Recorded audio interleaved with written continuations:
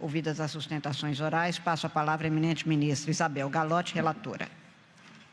Senhora Presidente, inicio por cumprimentar as aguerridas sustentações orais do Ministério Público e de todos os demais advogados ouvidos na noite de hoje, que muito auxiliam a compreensão da controvérsia.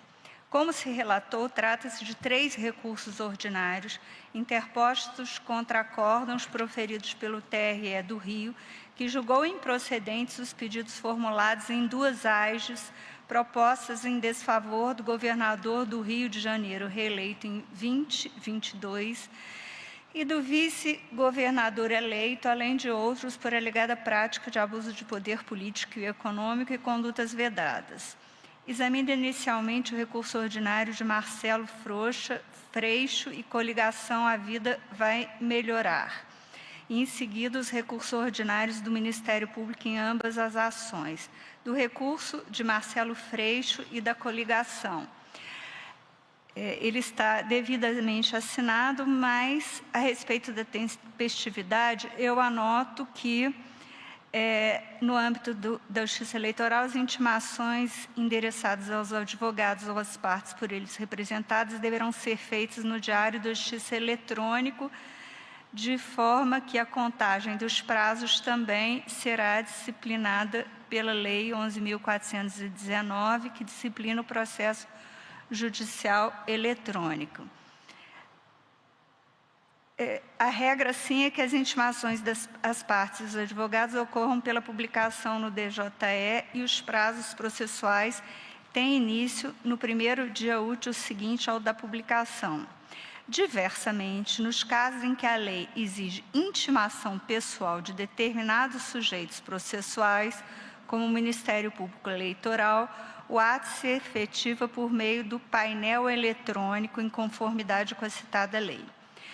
Nesse sentido, a jurisprudência desse tribunal é de que, nos processos judiciais eletrônicos, a intimação dos atos processuais, na forma dos artigos 5º, parágrafos 3º e 6º da Lei 11.419, restringe-se aos sujeitos que, por expressa previsão legal, devam ser intimados pessoalmente. Cito, nesse sentido, acórdãos do ministro Raul Araújo e do ministro Sérgio Banhos nesse tribunal. Nesse caso, o acórdão de julgamento dos embargos de declaração foi publicado no Diário da Justiça Eletrônico de 27 de julho de 2024. Tendo em vista que aos recorrentes, o Marcelo Freixo e a coligação, não assiste a prerrogativa de intimação pessoal, o prazo para a interposição do recurso teve início no primeiro dia útil seguinte à data da publicação no Diário da Justiça Eletrônico, de forma que é intempestivo o recurso por ter sido interposto somente em 2 de agosto, um dia depois de encerrado o prazo de 3 dias estatuído no Código Eleitoral. Conforme já assentou esse tribunal, para fins de reabertura de prazo de interposição de recurso, somente se configura força maior quando demonstrada a absoluta impossibilidade de o patrono da parte exercer a profissão ou subestabelecer.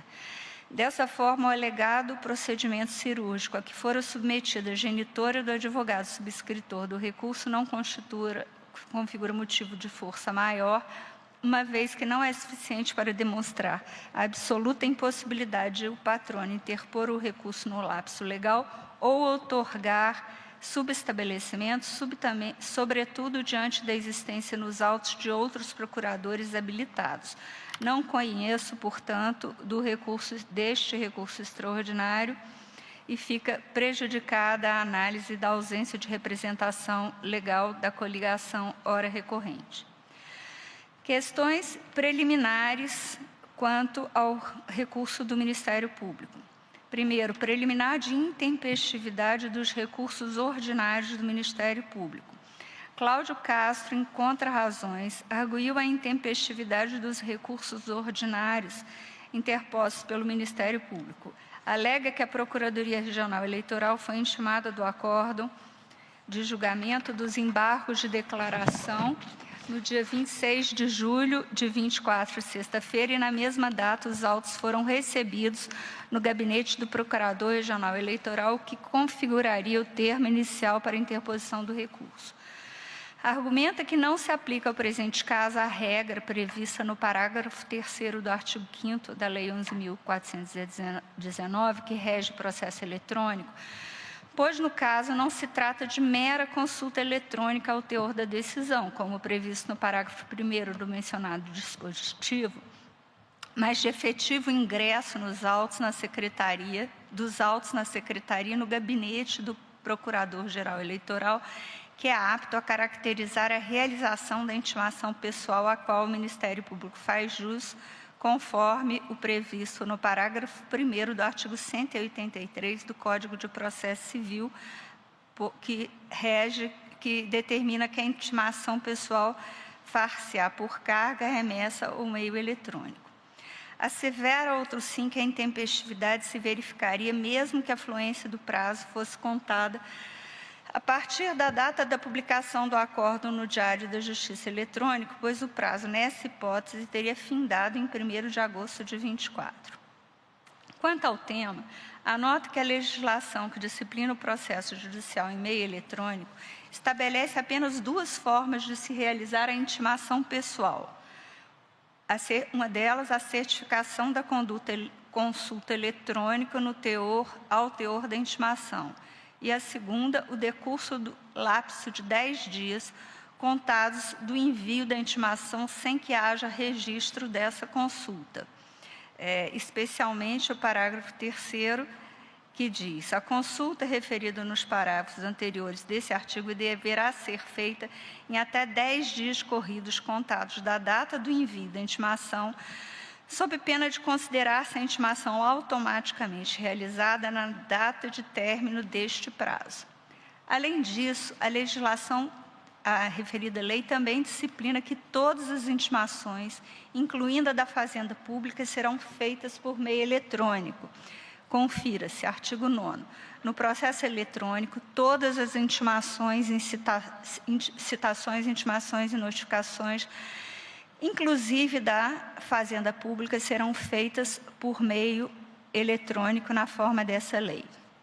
Os precedentes desse tribunal assentam que, no âmbito do processo eletrônico, caso dos autos, e nos termos do artigo 5º, parágrafo 1º da referida lei, tem-se como realizada a intimação no dia em que é efetuada pelo intimado a consulta ao teor do ato, que pode ser realizada em até 10 dias, sob pena de considerar-se a intimação automaticamente realizada na data do término deste prazo.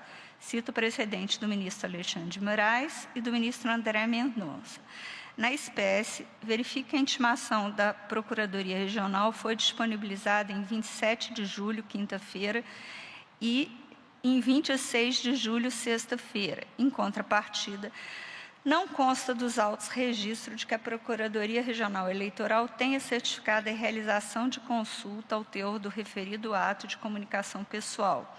A sua intimação, portanto, se aperfeiçoou 10 dias corridos após a data de envio deste ato no sistema eletrônico, na forma do artigo 5º, parágrafo 3º já citado, o que em ambos os processos ocorreu em 5 de agosto de 24. Pela relevância, cito o precedente do ministro Raul Araújo nesse plenário, de cuja ementa eu transcrevo que o seguinte: preliminar intempestividade, decisão em conformidade com a jurisprudência do TSE.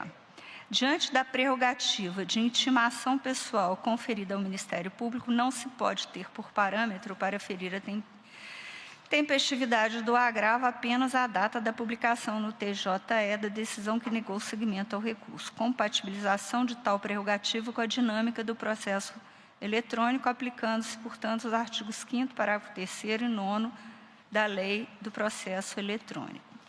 No âmbito do TSE, em processo de minha relatoria, tive a oportunidade, em processo de minha relatoria, tive a oportunidade de me manifestar no sentido de que a jurisprudência daquela Corte orienta que, recaindo a data da consulta eletrônica ou término no decêndio em feriado ou dia não útil, considera-se como data da intimação o primeiro dia útil seguinte, cito o referido precedente. Nesse contexto, tendo em vista que a intimação se efetuou em 5/8, figura-se intempestivo o recurso ordinário interposto em 8/8. Destaca que o processo judicial eletrônico não contempla a possibilidade de intimação por meio de remessa dos autos, e que os julgados citados pelo recorrido não se aplicam ao caso, uma vez que foram proferidos tendo como paradigma processos físicos. Por fim, registro ainda que, conforme informação da Assessoria de Processo Judicial Eletrônico do TSE, em ambas as AIGs, o PJE registrou ciência ao Procurador Regional Eleitoral no dia 5 de agosto e sinalizou o termo final para interposição do recurso em 8 de agosto, às 23h59, como se verifica das telas extraídas do referido sistema, que eu faço colar a esse voto, onde realmente está sinalizado o fim do prazo no dia 8 de agosto, e também, assim, sob a perspectiva da legítima confiança dos sujeitos do processo, da fidedignidade das informações fornecidas pelo sistema gerido pela própria Justiça Eleitoral, à luz dos princípios da boa-fé, da cooperação e da proteção de confiança, os recursos do Ministério Público são tempestivos. Rejeito, portanto, a preliminar. Preliminar de ausência de legitimidade recursal e de preclusão consumativa quanto ao recurso ordinário interposto pelo Ministério Público na AIG 603.507. Tiago Pamplona Gonçalves alega carência de legitimidade do Ministério Público para interpor recurso nos autos da AIG, número tal, por não ter figurado como autor nesta demanda. Nos termos do artigo 996 do CPC, o recurso pode ser interposto pela parte vencida, pelo terceiro prejudicado, pelo Ministério Público, como parte ou fiscal da ordem jurídica. A jurisprudência do TSE reconhece o interesse e a legitimidade do Ministério Público para interpor recurso em processos eleitorais nos quais atua como fiscal da ordem jurídica, como ocorre nessa AIG específica, cito o precedente. Dessa forma, não verifica a ocorrência de preclusão consumativa no que tange ao recurso interposto nesta AIG por ter sido protocolado em momento posterior ao apresentado na outra AIG. A atuação do Ministério Público em cada um dos processos ostenta natureza jurídica distinta. Numa das AIGs, interveio como fiscal da ordem jurídica e na outra, com um espectro fático mais abrangente, figurou como o autor da ação. Os processos são autônomos entre si, a reunião para julgamento conjunto destina-se a evitar decisões conflitantes, não ilidindo a independência das ações propostas por litigantes diversos. E, portanto, é legítima a interposição de recurso em cada um dos processos, como procedeu o Ministério Público. Da preliminar de litisconsórcio passivo necessário. Cláudio Castro alega, em contrarrazões, deficiência na formação do litisconsórcio passivo necessário, pois o reitor da Universidade Pública Estadual possui autonomia constitucional e não é um simples mandatário do chefe do Executivo. A matéria também, embora não ventilada em contrarrazões pelos outros recorridos, foi suscitada como questão de ordem. Sustentam que o reitor da Universidade Federal do Rio, Ricardo Lodge, não é parte de nenhuma das ações. Segundo defendem, o reitor deveria ter sido incluído no polo passivo, pois, além de agente público, atuou com autonomia administrativa e financeira, nos termos do artigo 207 da Constituição, além disso, ele foi candidato ao cargo de deputado federal pelo Rio de Janeiro nas mesmas eleições. A tese, contudo, não merece ser acolhida. A respeito do tema, a jurisprudência do TSE, aplicável a partir do pleito de 2018, é de que não se exige litisconsórcio passivo necessário entre o candidato beneficiário e o responsável direto pela conduta ilícita no âmbito da ação de investigação judicial eleitoral fundada em abuso de poder político. Conforme assentou essa Corte, não há previsão legal expressa no ordenamento jurídico que imponha a presença de ambos como condição de validade do processo. Tampouco existe relação controvertida e inscindível entre o autor da conduta e o beneficiário no contexto do suposto abuso de poder. Cito os precedentes, o primeiro deles, da relatoria do ministro Mauro Campbell, de cuja emenda extraio. A Justiça Eleitoral, considerados os bens jurídicos que se presta a defender, não pode criar óbice à efetividade da norma eleitoral e nem exigir a formação de litisconsórcio sem expressa previsão no ordenamento jurídico. Inexiste relação controvertida entre o candidato beneficiado e o autor da conduta ilícita nas ações por abuso de poder político. Cito um outro precedente do ministro André Mendonça e um outro do ministro Raul Araújo, fora vários casos que foram julgados aqui no Tribunal de Fraude à Cota de Gênero, em que se sustentou que o dirigente partidário responsável pelo DRAP, pela organização das listas, deveria necessariamente ser litisconsorte, e isso foi afastado a condição de litisconsórcio necessário.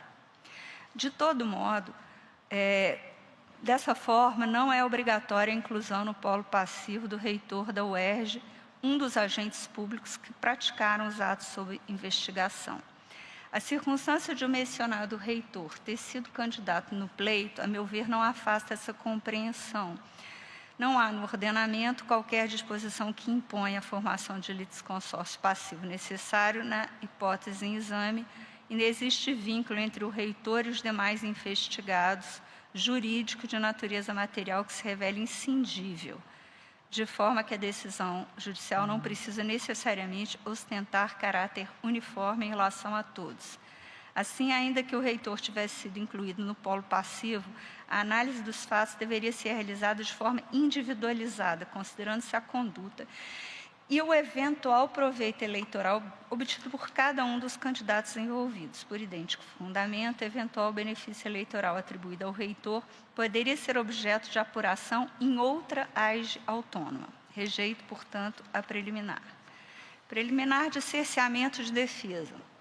Em contrarrazões, Gabriel Rodrigues Lopes aduz a nulidade do processo por cerceamento de defesa, argumentando que o compartilhamento das provas produzidas nos autos das AIGES, do qual não fazia parte, teria-lhe acarretado prejuízo, haja visto que não integrou o polo passivo de uma delas.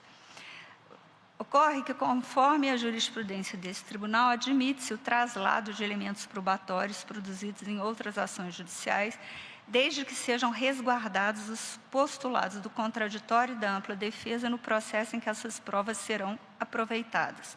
Cito precedentes do ministro André Mendonça e do ministro Raul Araújo.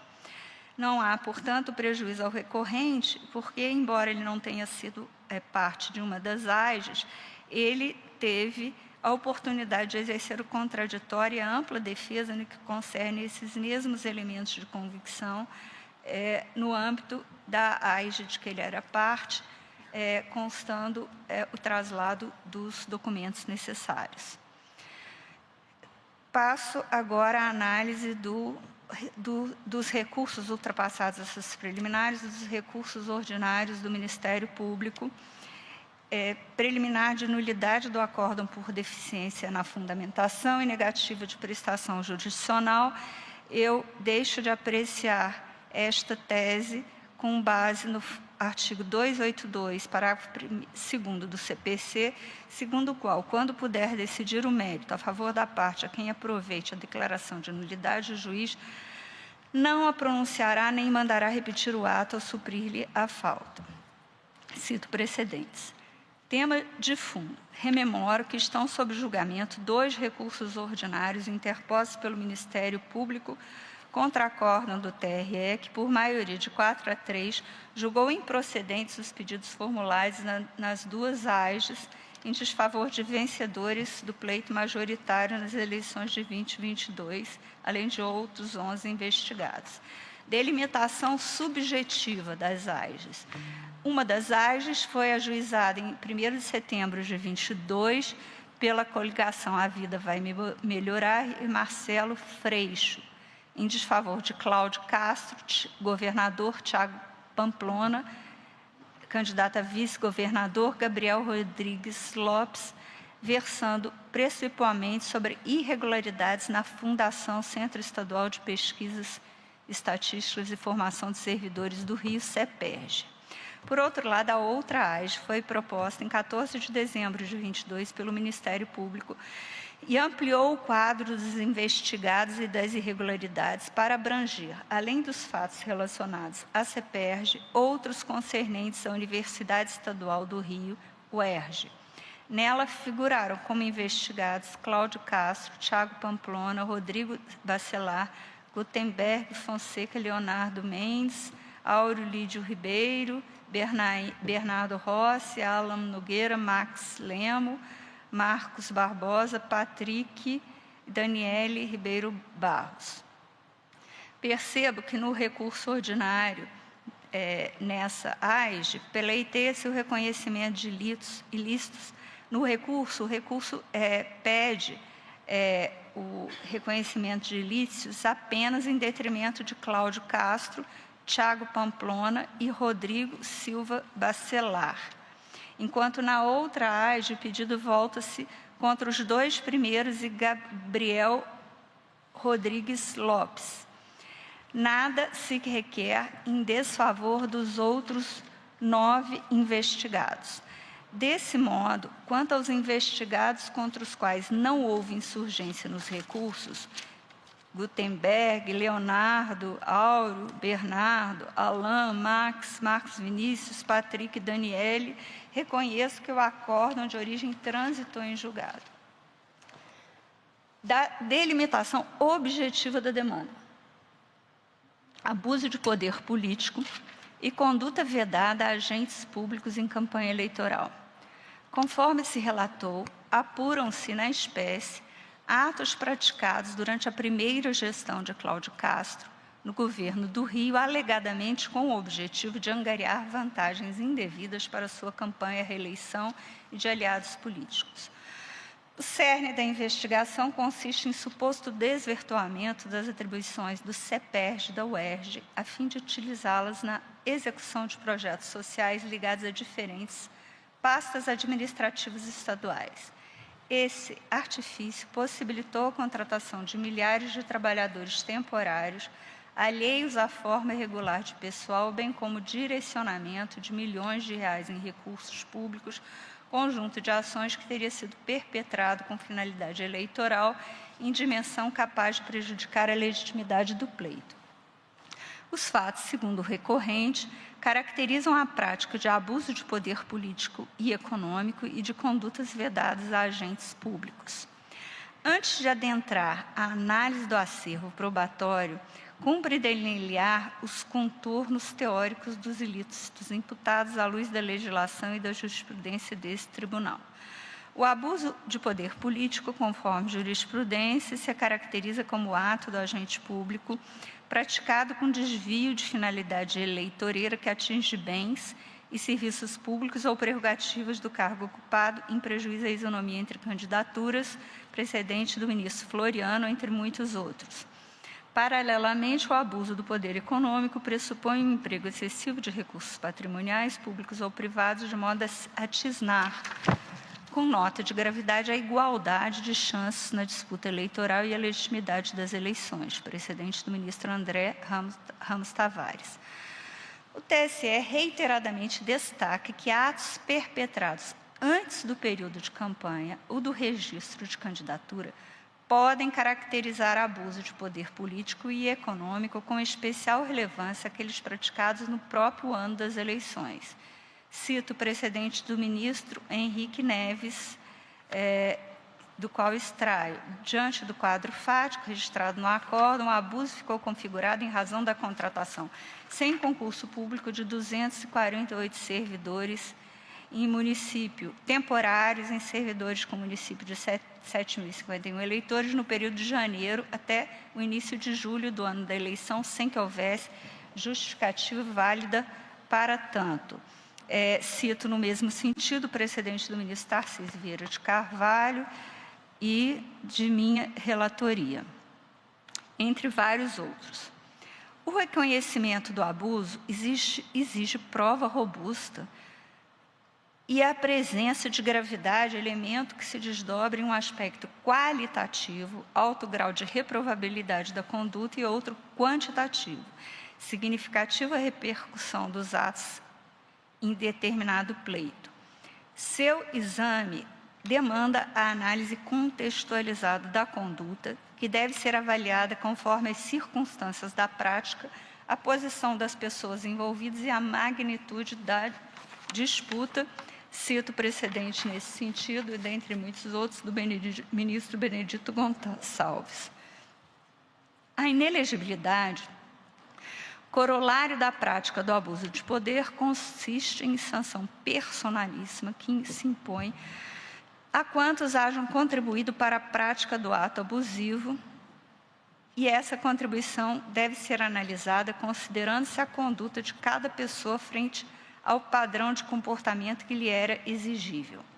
No que tange ao abuso de poder político, a identificação do agente público responsável observa a parcela de poder detida e que foi empregado em desvio de finalidade, não se excluindo desse desenho o poder indevidamente apropriado por terceiros em decorrência de tráfico de influência ou outras condutas contrárias ao princípio republicano e da impessoalidade. Nesse sentido, também precedente do ministro Benedito Gonçalves.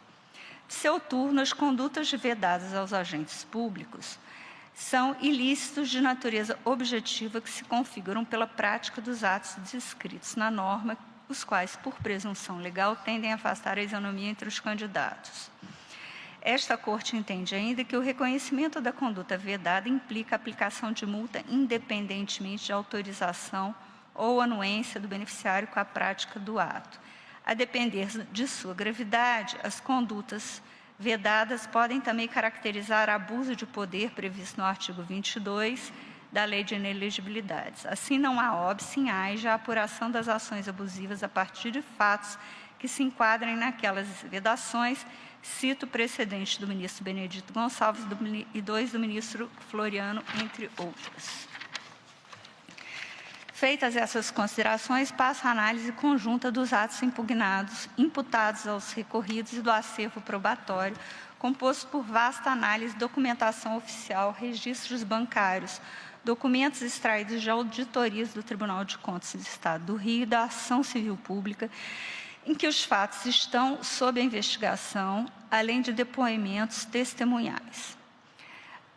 Do desvirtuamento das funções da CEPERJ e da UERJ.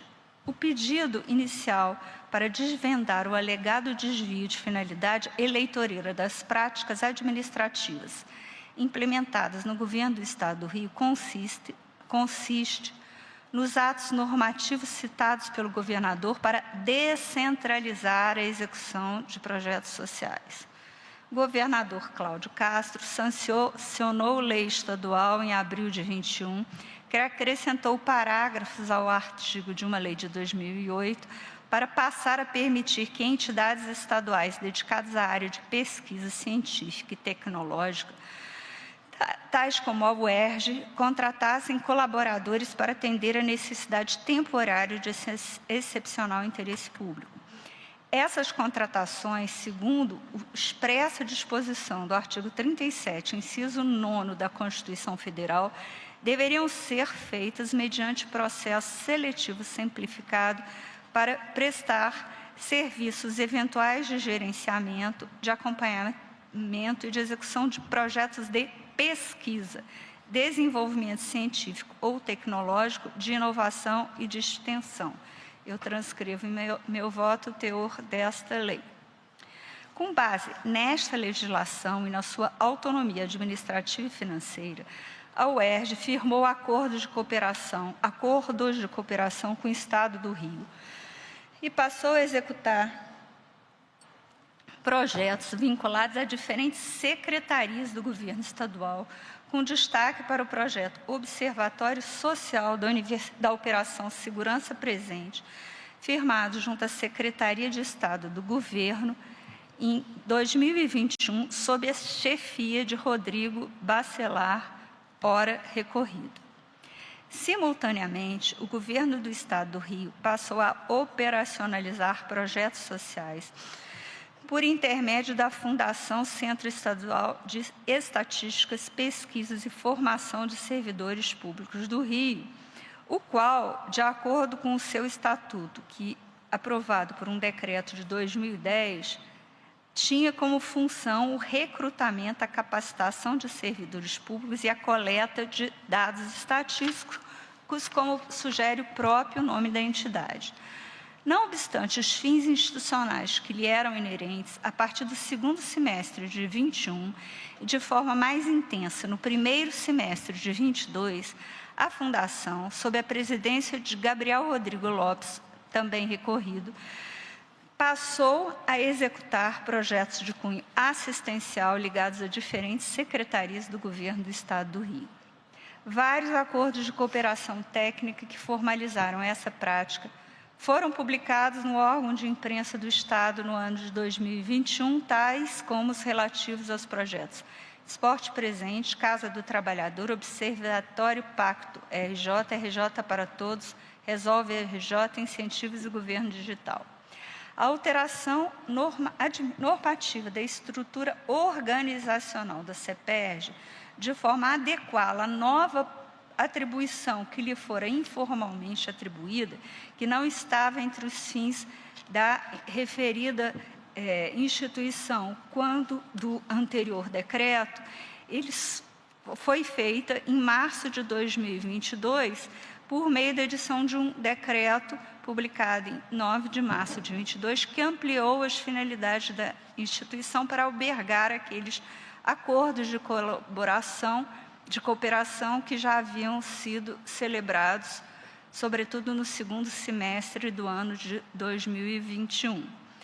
Penso, portanto, que, embora muitas das admissões de pessoal destinadas aos projetos sociais tenha sido efetivada pela Fundação CEPERJ antes da edição do referido decreto que formalizou a alteração das atribuições da entidade, essa circunstância não afasta a relevância desse ato emanado do chefe do Executivo, pois, a meu juízo, demonstra a chancela do governador Cláudio Castro e sua atuação direta no sentido de concretizar a execução dos projetos de índole social por intermédio da referida fundação. Contratações irregulares de trabalhadores temporários pela CEPERJ e UERJ. Aumento exponencial de gastos. O expediente de execução de projetos sociais por intermédio da Fundação CEPERJ e da UERJ resultou em dezenas de milhares de contratações de pessoal efetuadas à margem das normas condicionais, administrativas e de direito financeiro. A instrução probatória revelou graves irregularidades em dezenas de milhares de contratações. Apenas a CEPERJ contratou mais de 27 mil pessoas para trabalhar nos projetos sociais, conforme planilha bancária e relatório de auditoria do Tribunal de Contas do Estado. Com relação ao UERJ, a dificuldade de obter informações precisas relatadas por auditores do TCE impediu que se revelasse um número de pessoas contratadas, mas os elevados repasses financeiros destinados aos projetos executados pela universidade indicam que foram milhares. Além da ausência de justificativa para o significativo volume de contratos temporários, percebeu-se que os trabalhadores foram admitidos sem critérios objetivos e transparentes de seleção, sem instrumento contratual e nem controle de contraprestação laboral. A remuneração dos colaboradores contratados pelo Estado do Rio por intermédio das referidas entidades públicas se materializava via recibo de pagamento autônomo, ferramenta que, por natureza, se destina à retribuição pecuniária pelo poder público a pessoas físicas que lhe prestam serviços eventuais de forma autônoma. Por esse motivo, esses indivíduos não constavam da folha de pagamento do pessoal regular do governo, e permaneceram à margem dos mecanismos de controle das despesas estatais. Esse método de pagamento permitiu, assim, a contratação de milhares de trabalhadores temporários disfarçados de prestadores de serviços autônomos. Chama atenção o fato de que os trabalhadores temporários contratados pela CEPERJ e pela UERJ recebiam suas remunerações mediante saques em espécie na boca do caixa. Planilhas fornecidas pelo Bradesco, responsável pelos pagamentos, vieram a esses autos por empréstimo da já mencionada ação civil pública, em trâmite na 15ª Vara da Fazenda Pública do Rio, na qual se apura a prática de improbidade administrativa decorrente dos mesmos fatos. Esse documento evidencia a emissão de 91.788 ordens bancárias de pagamento para custear despesas da CEPERJ, cujos valores foram retirados em espécie no guichê bancário no período de janeiro a agosto de 22, quando a execução dos projetos sociais foi interrompida por ordem do juízo fazendário. Nessas planilhas constam como beneficiários 27.665 pessoas físicas, perfazendo um dispêndio de 248 milhões de reais.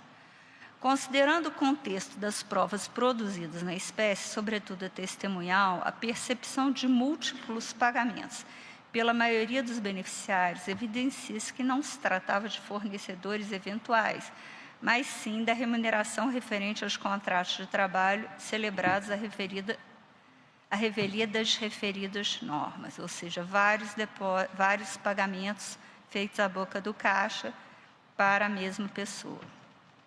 Merece destaque a extraordinária quantia resultante de saques em espécie no Bradesco em Campos dos Goitacazes, reduto eleitoral de Rodrigo Bacelar, à época dirigente da Secretaria de Governo do Estado, Segov. Conforme documento bancário anexo aos autos, foram mais de 200 milhões de reais sacados na boca do caixa em uma única agência daquela cidade. Uma cunhada do secretário estadual, Bárbara Lima, sacou 22 mil vinculados a pagamentos da CEPERJ. Outro contrato que chama atenção foi o efetuado pela citada fundação com Aislan, que depois veio a ser o administrador financeiro das campanhas de Rodrigo Bacelar e de Cláudio Castro no pleito de 22. Vale destacar a validade probatória desses documentos bancários, os quais foram requisitados pelo Ministério Público no âmbito da mencionada ação civil pública e compartilhados nesses autos mediante autorização judicial. Conforme a jurisprudência do Supremo, operações financeiras que envolvam recursos públicos não estão abrangidas pelo sigilo bancário, a que alude a Lei Complementar 105 de 2001, visto que submetidos aos princípios da administração pública.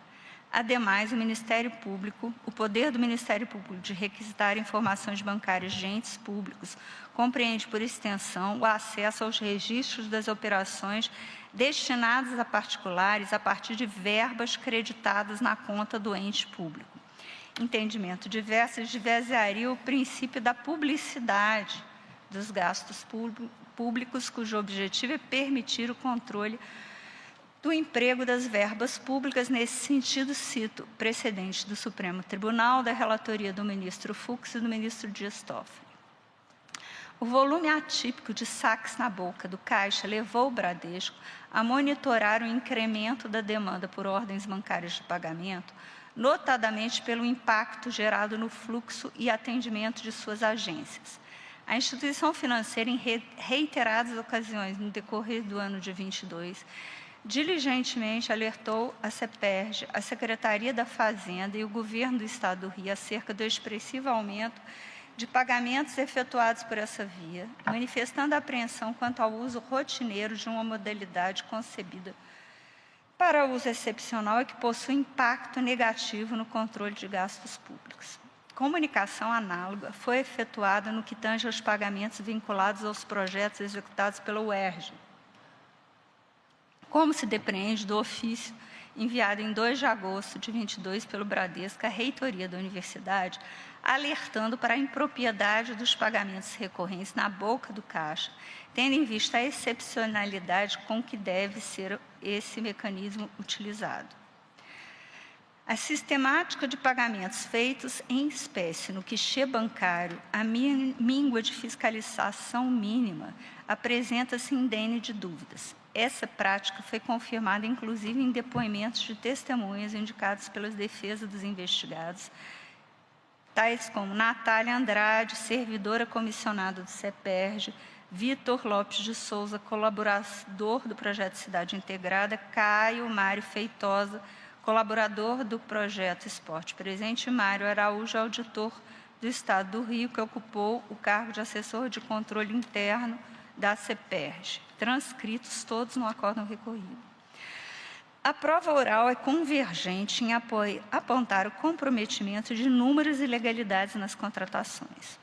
Os ex-colaboradores Marco Pimentel, Rodrigo Gavione e Mayra Carvalho narraram em juízo a experiência de terem sido contratados pela CEPERJ, destacando a completa falta de critério para admissão, a ausência de formalização dos vínculos de trabalho, a falta da efetiva contraprestação laboral em muitos casos. Confirmaram o recebimento da remuneração na boca do caixa, inclusive para aqueles que possuíam conta na instituição bancária. O fato de nunca terem obtido contra-cheque ou serem informados dos descontos que incidiriam sobre seus salários. Relataram ainda a percepção de que os resultados práticos dos projetos eram pífios ou inexistentes.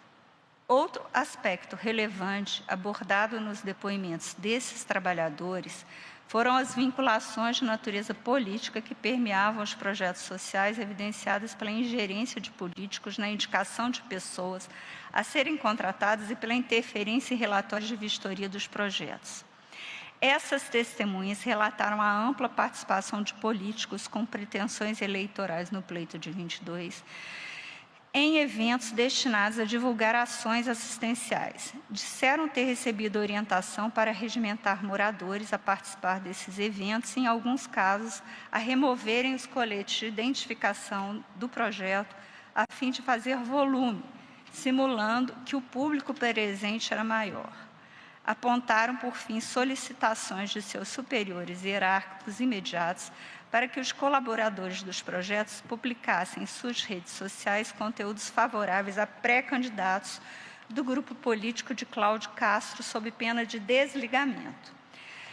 Transcrevo as declarações prestadas em juízo por Marco Pimentel, que entre abril e agosto de 22 trabalhou no programa Cidade Integrada, por meio do qual a CEPERJ controlava os projetos sociais, no qual esse Marcos Pimentel, fiscalizava as obras de engenharia, cursos profissionalizantes e demais serviços oferecidos à comunidade por meio de projetos sociais. Além dos aspectos ilegais referentes à forma de admissão ao recebimento de salários, a testemunha confirmou que os trabalhadores eram orientados pelos coordenadores dos projetos a comparecerem a eventos com a presença de pré-candidatos, nos quais distribuíam panfletos institucionais ao governo e chamavam a população para participar dessas solenidades. Veja-se, eu transcrevo meu voto à íntegra do depoimento, mas não lerei, consta para os advogados também, basta ler o inteiro teor dos depoimentos. Eu vou extrair pequenas passagens, por exemplo, da testemunha Marco Pimentel. Disse ele, o contrato de trabalho era uma folha que não dizia muita coisa. Não pegaram contra-cheque, que falavam que o pagamento estava no banco, era nominal, e apresentava a identidade, sacava na boca do caixa, que não tinha emitente, não tinha cheque, era na boca do caixa. Apresentava a identidade e recebia. Não sabia quem estava pagando, apenas recebia o valor específico e que poderiam ter conta no Banco Bradesco, porém ninguém recebia na conta, todo mundo ia na boca do caixa fazer a retirada, que como ele já tinha conta no Bradesco, já sacava e depositava na sua conta. Disse também que no dia da inauguração iam chamar a população, estaria lá para fazer a inauguração com alguns candidatos, e quanto maior a quantidade para estar apresentando. Não só aquilo que foi entregue, por exemplo, a obra concluída, ou se iniciar uma obra no Cidade Integrada, e aí tinha os candidatos estavam presentes na hora que estava determinada e não de manhã cedo, quando faziam. Que tinham que fazer, recebiam panfletos para distribuir, por exemplo, naquela manhã seria preciso estar indo a tal local para estar motivando aquela área, porque fulano de tal vai estar lá, apresentando o início da obra, ou o término da obra, que iam de manhã, panfletava, chamava a população, que sobre o palanque estavam lá e tinham de que ficar no evento, só saíam após o término, que eram obrigados a comparecer como se fosse parte do trabalho, que os eventos eram do governador Cláudio Castro, teve o Chiquinho da Mangueira, o Romário, o Max Lemos, tem alguns que não lembram, mas esses ele lembra porque falaram no microfone algumas vezes. Outra testemunha foi Rodrigo Gaviorno, que também trabalhou no âmbito do programa Cidade Integrada, exercendo a função fiscalizatória nos processos de Esporte Presente, Casa do Trabalhador, Desenvolve Mulher, no período de abril a agosto de 22. Suas declarações ratificam as ilegalidades nas contratações e a exigência de que participassem dos eventos que contavam a presença de pré-candidatos. Adicionalmente, pontuou que os relatórios de vistoria eram alterados pelos superiores hierárquicos sem que os problemas apontados fossem resolvidos e expôs detalhes da insuficiência dos projetos e as distorções na apresentação de seus resultados. Afirmou ter recebido pedidos de superiores hierárquicos para que enviasse fotografia das ações assistenciais a fim de serem publicadas nas redes sociais, dando a falsa impressão de que estavam em bom funcionamento. Também relatou a pressão a que eram submetidos os colaboradores para que se engajassem na pré-campanha dos candidatos nas redes sociais, sob pena de demissão, esmiuçou a atuação dos trabalhadores nos eventos de inauguração e dos projetos e afirmou haver interferência do político, seus assessores e cabos eleitorais na indicação de pessoas para constar na lista de pagamento do CEPERJ, das quais muitos não trabalhavam. Essa testemunha narrou ainda uma reunião ocorrida após os projetos haverem sido suspensos por decisão judicial em que a coordenadora exigiu que os trabalhadores fizessem propaganda eleitoral para Cláudio Castro e aliados, mediante a promessa de que poderiam ser novamente contratados após o pleito. A publicidade, segundo ele, deveria ser feita nos perfis sociais dos colaboradores na rede social, não em perfil falso, o que seria averiguado pelos solicitantes, evidenciando a pressão a que foram submetidos esses funcionários. E eu transcrevo a mesma coisa, que não adiantava ter conta no Bradesco, que tinha que sacar na boca do caixa, que o valor era de 5 mil, com os descontos recebia 3.900, que nunca soube quais eram os descontos, que retirava o dinheiro na boca do caixa, e que os resultados obtidos com o programa Casa do Trabalhador foram basicamente zero, porque a Casa do Trabalhador, o tempo que ele ficou lá, nunca teve sequer uma empresa cadastrada e nenhuma pessoa conseguiu emprego através da Casa do Trabalhador. Que o Desenvolve Mulher, as bolsas ficavam atrasadas e eles falavam que tinha 1.000 pessoas inscritas fazendo curso, mas mentira. Se tivesse 300 era muito, que a subsecretaria lá, mais nada era resolvido, que faltava material, faltava tudo, que o complexo poliesportivo foi o que melhor funcionou, mas também a obra ficou horrível, que o Desenvolve Mulher construíram a casa lá, mas também não começou, que o Rio Salgado era para INEA limpar a máquina, ficava lá ligado, o motorista dormindo na porta. E em seguida ele diz que no início eles diziam que poderiam chegar nos locais e cobrar a lista de presença, quem era o coordenador, se estavam funcionando ou não, se estavam recebendo ou não, e aí depois foi amenizando, não podia mais cobrar, e depois foi dito para fazer outras coisas porque não podem mais cobrar as secretarias, que o governador tem um acerto com cada secretaria, então, como não sabe o que é, não podem ficar cobrando das secretarias o que não sabem, e foi acertado que eles, que a remuneração sempre foi na boca do caixa. E diz também que houve uma reunião que foi solicitado que fosse feita campanha eleitoral na página da rede social, que no dia 5 de agosto receberam uma ligação de Ana Cláudia, via celular, pelo telefone da Mayra, e ela pediu que chamasse todo mundo e se reuniram dentro do container. Ela falou que o Alan fez um acordo que precisava de 4 vagas, e essas 4 vagas seriam deles ou do pessoal do Mosema. Ia sair do Cidade Integrada e a questão era que quem não aceitasse fazer campanha eleitoral ia ser demitido. Aí vieram os nomes de Lula, Cláudio Castro, Romário e Max Lemos. Que aceitou fazer propaganda, quem não aceitou foi o Tadeu e posteriormente prontamente foi desligado antes dele. Gabriela, que era fisioterapeuta, e mais uma pessoa do Palácio que não sabe quem foi, que essas pessoas se recusaram e foram desligados, porque eles precisavam de 4 vagas e, na verdade, até onde se sabe, quem não aceitou foi o Tadeu. Que o pessoal estava combinado de fazer um Instagram falso para fazer, mas a Ana Cláudia disse que não adiantava fazer Instagram falso, porque o pessoal vai estar de olho e tinha uma equipe para isso, então tinha que usar o deles mesmo.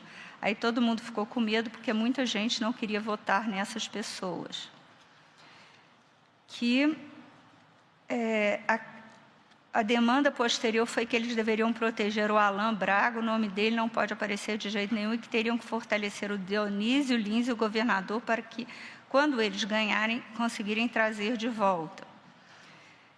E a Casa do Trabalhador chegou a contratar mais de 1.500 pessoas de uma vez só, que não vai lembrar o nome, mas cada secretaria tinha gente que já era deputado, já era vereador, já tinha cargo público, tinha fantasma, que veio descobrir nos últimos 15 dias que não achava o esporte presente, que era uma coisa absurda, que ninguém achava o esporte presente. Aí o Jair Rodrigues pegou meia dúzia de coletes, 3 bolas e deu na mão de um professor lá de educação física, Carlos, e falou: ensina futebol aí para as crianças. Perguntou se ele estava recebendo e ele disse que o professor de capoeira recebia e lhe dava metade do salário. Que os candidatos ou assessores, cabos eleitorais que indicavam pessoas que constam na lista de ordens de pagamento. Há também declarações de Mayra Santos Carvalho, que confirmam aspectos abordados nos depoimentos anteriores, inclusive a obrigatoriedade de que comparecessem às inaugurações das unidades dos projetos sociais. Nessas ocasiões, Mayra e a equipe tinham que passar o dia inteiro organizando, distribuindo panfletos. Quando o candidato chegava, deviam ficar na frente do palanque fazendo volume. Ela afirmou ter participado de evento em junho ou julho, ou seja, próximo ao início da campanha. Destaque de suas palavras em que detalha um cenário de coerção dos colaboradores do projeto para que fizessem campanha para Cláudio Castro e aliados. Ela narrou o telefonema de uma coordenadora dos projetos sociais, que a depoente atendeu e ela, coordenadora, pediu para colocar no viva voz para a equipe ouvir. Que ela falou que estava chegando a campanha política e o trabalho ia se intensificar e que ela precisaria que a depoente e a equipe fizessem campanha eleitoral, inclusive nas redes sociais, para esses candidatos já citados, e quem não concordasse deveria avisar nesse momento, porque ia ter que sair.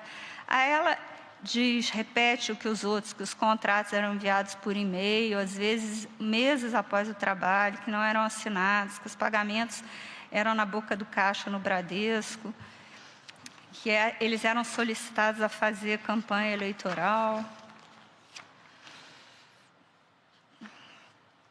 que foram chamados numa reunião, no dia 15 foram desligados, depois que a Ana Paula convocou uma reunião dando esperança de que retornariam assim que as campanhas políticas retornassem. Estavam saindo muitas reportagens na época, e algumas com fontes de alguns colegas do trabalho, que alguns contratados eram via CEPERJ, outros via UERJ, que todos os contratados pelo UERJ também sacavam dinheiro na boca do caixa. Outra testemunha, Lúcia Helena Oliveira, líder comunitária e candidata ao cargo de deputado federal em 22, contribuiu com informações sobre a ingerência política nos projetos sociais e sua utilização para promover candidatos ligados a Cláudio Castro. Transcrevo também algumas passagens do depoimento dela. As oitivas dos auditores do Tribunal de Contas do Estado reforçam as irregularidades administrativas nas contratações de pessoal, tanto pela CEPERJ quanto pela UERJ, com vistas ao pleito de 22, além de contribuírem com informações sobre o vultoso crescimento orçamentário dos projetos. O auditor Marcos Paulo Mendes elucidou detalhes dos projetos Esporte Presente e Cultura para Todos. Colhe-se de suas declarações que o acordo de cooperação técnica para desenvolver o projeto Esporte Presente foi firmado no final de 21, com previsão de cerca de 500 núcleos a um custo de 70 milhões, de 70 milhões a 100 milhões. Em 22, foi ampliado para 1.250 núcleos, elevando a despesa para quase 300 milhões, dos quais 240 milhões foram empregados no pagamento direto de pessoal pela CEPERJ. Segundo a testemunha, a ampliação resultou na contratação de cerca de 8.000 pessoas no projeto ligado ao esporte e outras 3.000 no relacionado à área de cultura, totalizando 11.000 trabalhadores. Segundo se apurou, o número de contratados foi de cerca de 20.000 pessoas em todos os 22 projetos do CEPERJ, que foram fiscalizados pela Corte de Contas. O orçamento da Fundação, que outrora girava em torno de 80 milhões anuais, ascendeu a mais de R$500 bilhão com a implementação dos projetos sociais no período compreendido entre o final de 21 e o primeiro semestre de 22.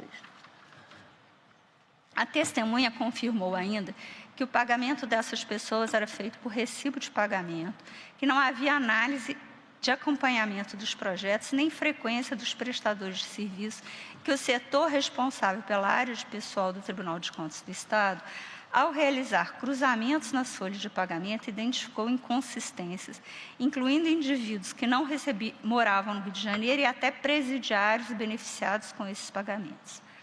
Transcrevo os depoimentos dos auditores Marcos Paulo e Ana Maria Furbino, que fiscalizaram os projetos Esporte Presente e Cultura.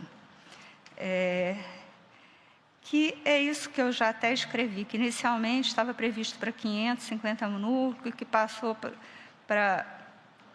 depois para 1.200, e que, com a ampliação, passou-se em torno do CEPERJ fazer pagamento, que esses 22 projetos, que eles representavam mais de R$500 bilhão, que esses 2 projetos que o depoente trabalhou depois de ampliação representavam 300 milhões.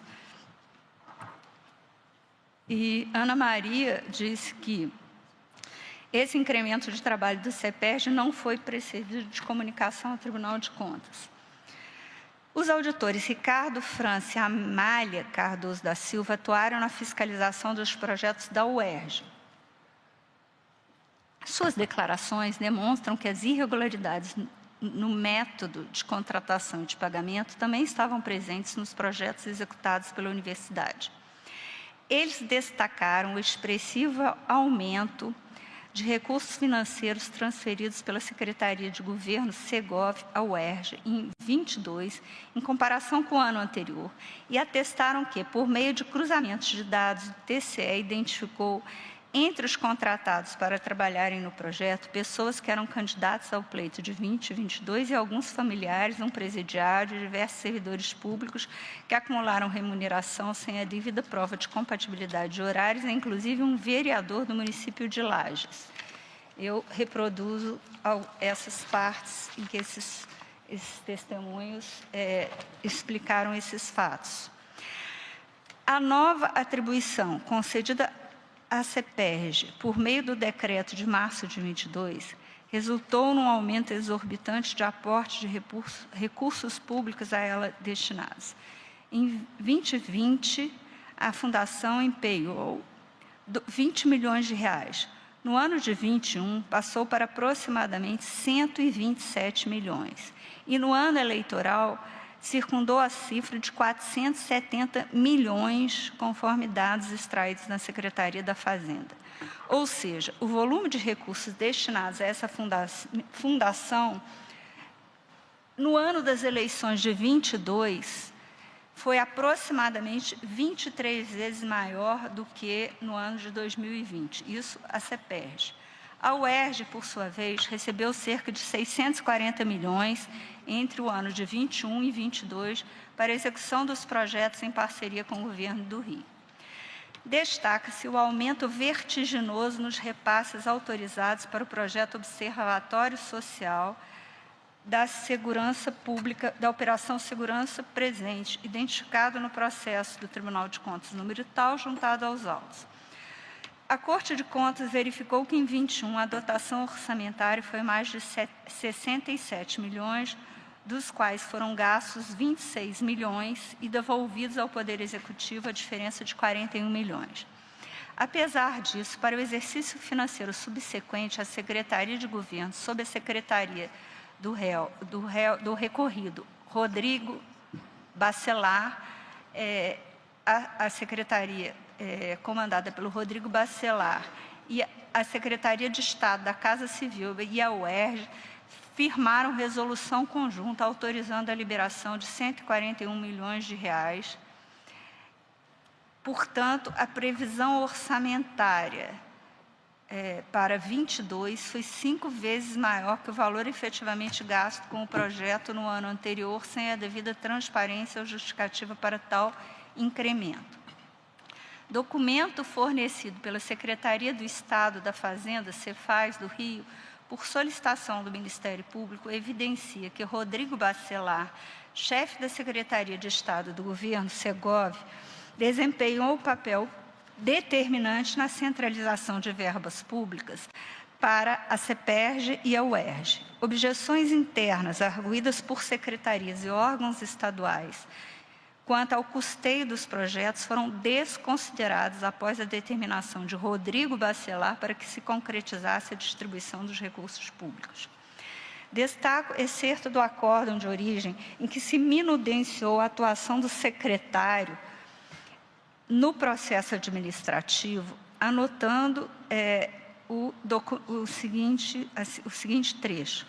O documento confeccionado pela Procuradoria Regional Eleitoral, que corresponde à resposta encaminhada pela Secretaria da Fazenda, apresenta um panorama pormenorizado dos percalços experimentados dentro das secretarias e outros órgãos do Estado, diante das investidas do então secretário de Governo para aprovação de um convênio com a CEPERJ, de modo a viabilizar o projeto Pacto RJ, que previa contratação de pessoal e aumento de gastos, e a resistência externada pela assessoria jurídica da Secretaria da Casa Civil em aquiescer com sua formalização, diante das debilidades técnicas observadas, notadamente em relação às contratações temporárias almejadas sem a satisfação das exigências legais incidentes.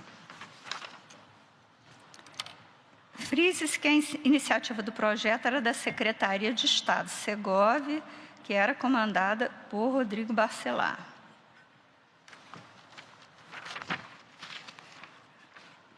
De pronto, quando da primeira análise jurídica, o assessor jurídico especial da Casa Civil apontou a necessidade de que fossem promovidos alguns ajustes e prestados esclarecimentos, com ênfase no reforço da instrução com melhor detalhamento da proposta, cronograma de desembolso das tarefas a serem desenvolvidas, em especial para que restasse identificada a natureza do vínculo da mão de obra alocada no programa e que contará com aproximadamente 827 profissionais com a administração pública para saber se a mão de obra em questão seria composta de servidores efetivos ou a partir de contratação temporária, o que deve ser melhor detalhado pela origem. Registra ainda o aludido parecer que o plano de trabalho previa uma despesa total do projeto no montante de 88 milhões, dos quais 57 milhões serão alocados em despesa de pessoal. Em seguida, a Secretaria de Administração assim consignou: não há disponibilidade orçamentária no exercício de 21 para atender a despesa prevista no plano de trabalho. Comunicamos que a Secretaria de Governo, no exercício de 21, não possui programas de trabalho para despesas de custeio, apenas programas relacionados a projetos desenvolvidos pela Segov.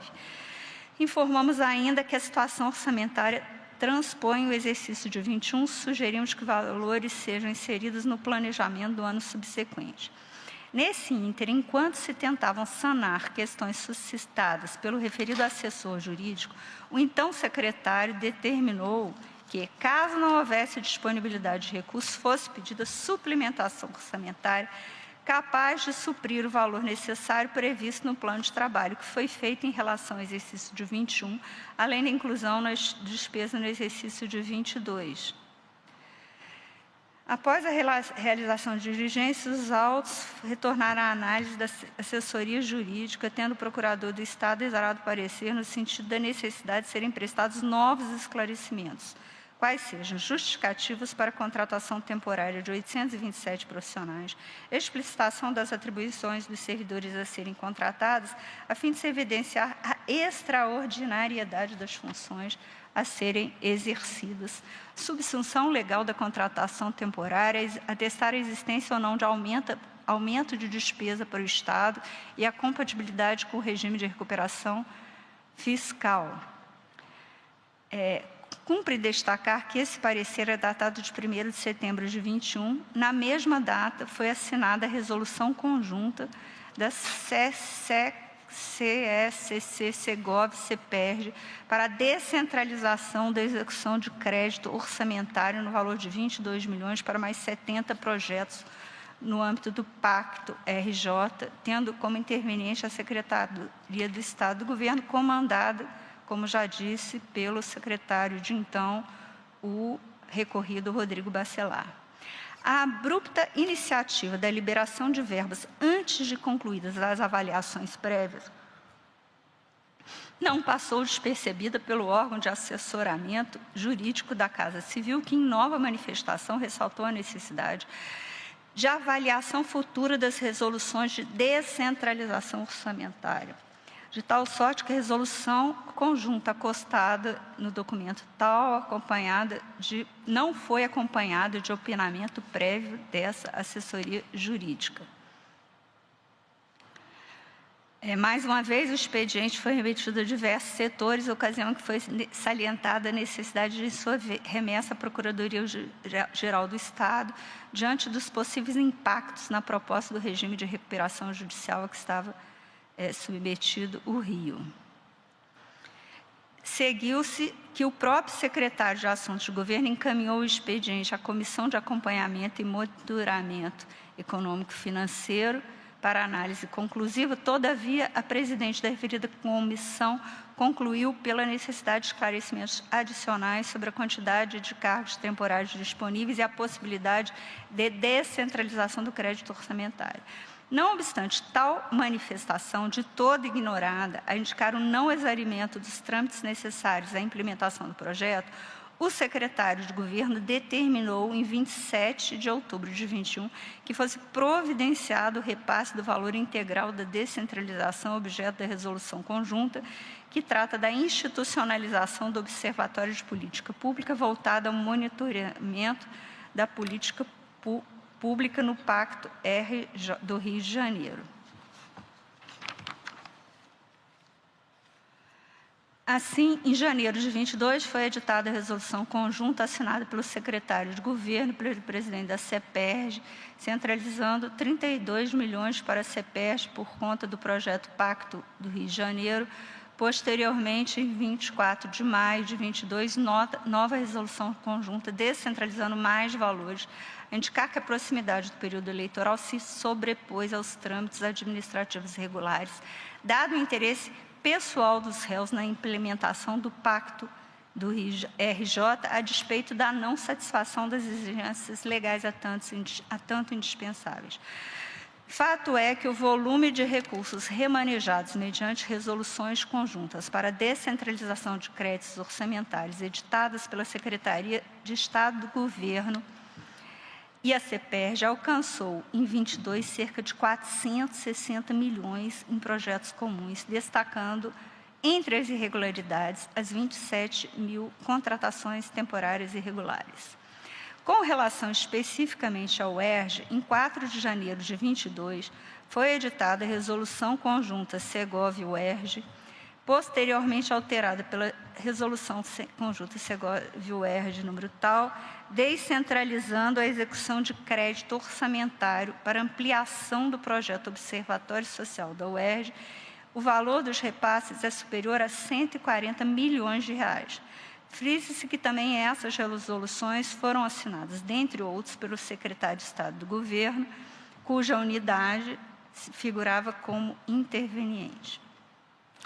Vale ressaltar, agora digo eu, que houve a determinação por decisão liminar na ação civil pública já citada e cujos documentos foram entranhados nos autos da AIJ, que os pagamentos irregulares nos projetos executados pela CEPERJ, houve a determinação pela liminar que os pagamentos irregulares nos projetos executados pela CEPERJ fossem suspensos somente em agosto de 22, ou seja, menos de 2 meses antes do primeiro turno, veio essa liminar que dizia respeito apenas aos pagamentos nos projetos da CEPERJ. Não obstante as inúmeras falhas na execução dos projetos sociais noticiadas pela imprensa desde junho de 22 e reconhecida em liminar judicial, o ato em que o governador determinou a extinção de 7 dos projetos executados pela CEPERJ sobreveio apenas em 14 de setembro de 22, a cerca de 20 dias do primeiro turno das eleições, que ocorreu em 2 de outubro. Por outro lado, os projetos desenvolvidos por meio da UERJ permaneceram em atividade até dezembro daquele ano, quando foram interrompidos por decisão do Tribunal de Contas do Estado. Não procede a alegação dos recorridos, aceita pelo voto condutor do acórdão recorrido, de que, a despeito da decisão liminar na ação civil pública haver determinado o fim das contratações temporárias por meio do CEPERJ, antes do início da campanha eleitoral, as intenções de voto em Cláudio Castro cresceram aceleradamente, sobretudo a partir de setembro, o que indicaria a falta de impacto eleitoral de tais admissões, cuja ordem de que fossem cessadas foi no início de agosto, no âmbito do CEPERJ. Isso porque, além de não haver prova robusta e convincente de que tais projetos, de fato, foram suspensos no início do calendário eleitoral, em agosto de 22, como destacado no voto da desembargadora eleitoral Daniela Bandeira, a campanha do investigado passou a pagar pessoal por meio da UERJ. Nesse sentido, extrai do depoimento da testemunha Rodrigo Gaviorno Maia Castro. Disse ele que utilizavam esses projetos para fazer campanha eleitoral também, pois colocavam somente pessoas indicadas, cabos eleitorais, pessoas indicadas já para aquela votação, que já era determinado, que não tinha acesso aos dados das pessoas contratadas, que havia contratações via CEPERJ no âmbito da UERJ.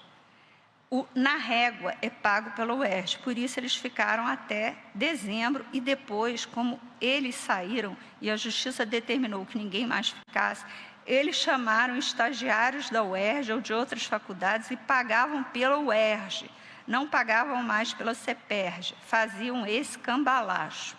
Isso está na página 56 do acórdão recorrido. O quadro de evidências dos autos é, portanto, bastante diversificado e robusto quanto ao cometimento sistemático de gravíssimas irregularidades efetuadas no governo Cláudio Castro, no ano em que se disputou a reeleição. A magnitude dos recursos públicos envolvidos, as sérias ilegalidades constatadas nos procedimentos de contratação e de pagamento dos trabalhadores, o uso indevido da força de trabalho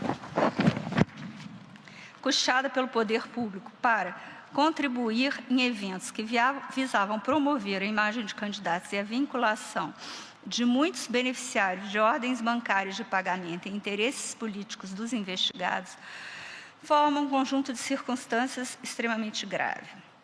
O juiz da 15ª Vara da Fazenda Pública do Rio e os conselheiros do TCE reconheceram existir fortes indicativos das ilegalidades ao ordenarem a suspensão da continuidade das ações sociais via CEPERJ e UERJ. Aliás, os membros do TRE também convergiram quanto à existência de indícios de graves irregularidades praticados no governo Cláudio Castro no ano em que se disputou a reeleição à chefia do Poder Executivo, ou seja, as irregularidades eram manifestas, foram por todos admitidas. A divergência foi quanto à finalidade eleitoral e ao possível ou não, impacto ou não, na legitimidade das eleições.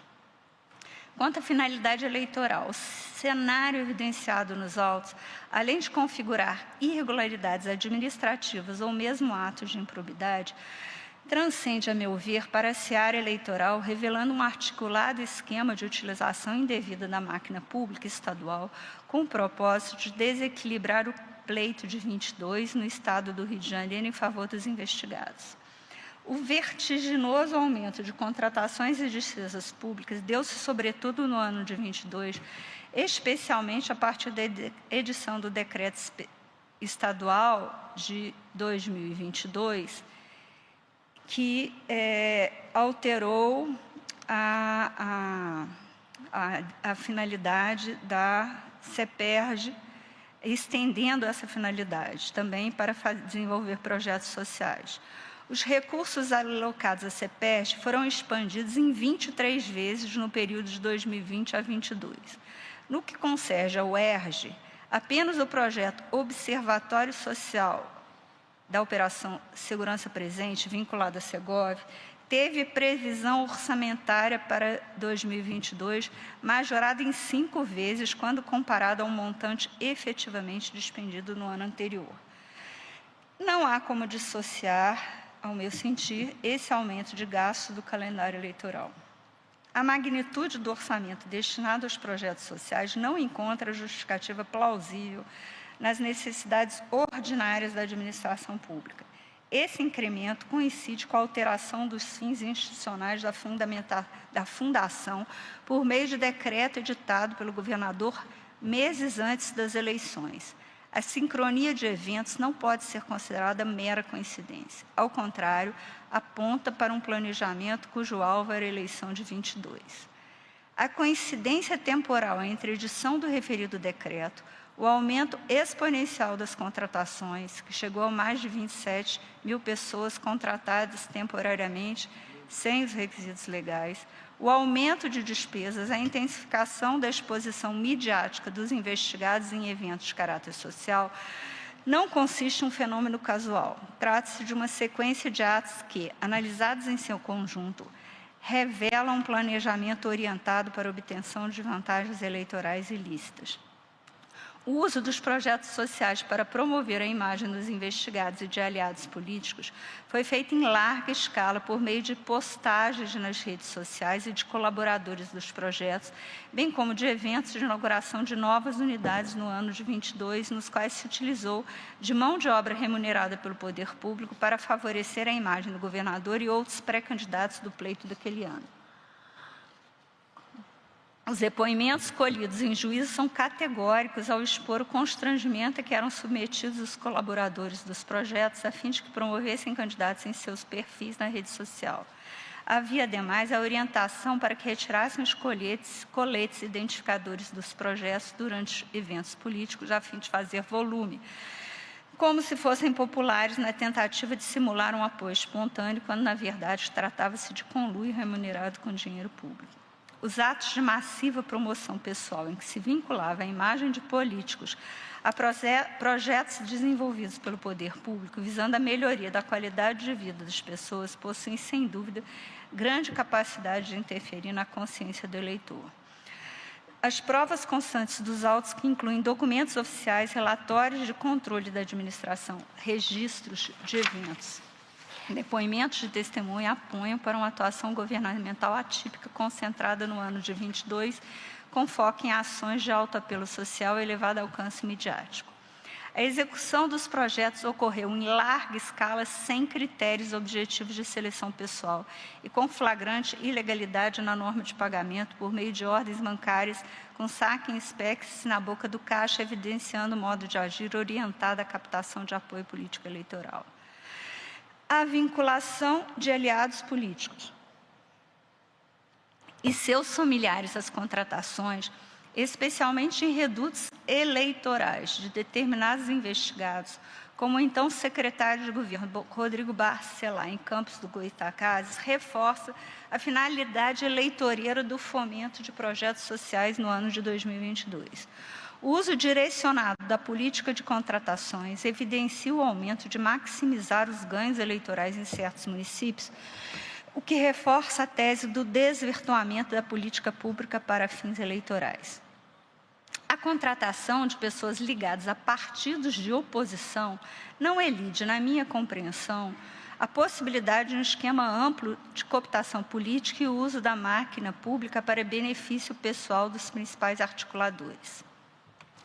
A propósito da circunstância tão enfatizada da tribuna, de o reitor da UERJ, Ricardo Lodge, ter sido candidato a deputado federal pelo Partido dos Trabalhadores, que, em regra, faz oposição aos investigados, quanto a isso, o parecer da Procuradoria-Geral Eleitoral destaca que, na espécie, sequer há relação de disputa concreta entre os recorridos, que foram candidatos a governador, a vice-governador e deputado estadual, e o reitor da UERJ, candidato a deputado federal, admitindo, todavia, o Ministério Público que há espaço de genuína indagação sobre o porquê Cláudio Castro teria se valido da Universidade Estadual, dirigida por reitor, vinculado a partido político de orientação política oposta dele, para alavancar sua campanha.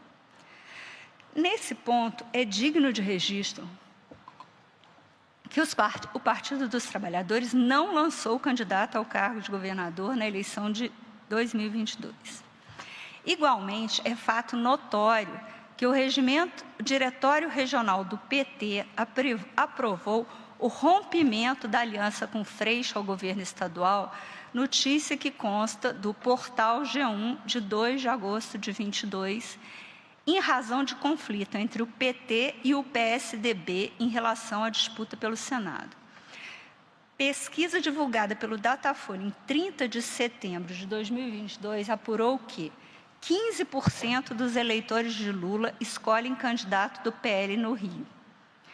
Constou do depoimento de Rodrigo Gaviorno que no dia 5 de agosto receberam uma ligação de Ana Cláudia via WhatsApp pelo celular da Mayra e aí ela pediu que chamasse todo mundo e se reuniram dentro do container e ela falou que o Alan fez um acordo. Precisava de 4 vagas e essas 4 vagas saíram deles ou do pessoal da Musema.